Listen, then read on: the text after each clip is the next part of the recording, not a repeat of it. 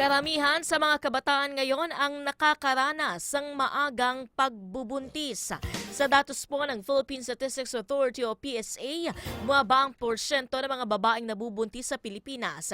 Edad 15 hanggang 19 mula 8.6% noong 2017 patungo sa 5.4% noong 2022. Pero ang nakakabahala, tumaas ang bilang ng mga batang babaeng nabubuntis edad 10 taon pa lamang hanggang sa 14 na taong gulang. Halos 300% ang inilobo nito kumpara noong mga nakaraang dekada. Ayon naman sa Commission on Population, posibleng factor dito ang mga batang anak ng OFW na naiiwan mag-isa sa bahay at maaaring makaranas ng pang-aabuso. Marami din ang maagang na-expose sa social media. Giit pa ng POPCOM sa kabila ng kampanya sa reproductive health, maging sa sexually transmitted infection o HIV, may stigma pa rin at kahihiyan ng ilan na magtanong o magpakonsulta. Kulang din umano ang lalim sa pagtuturo ng mga ito sa paaralan.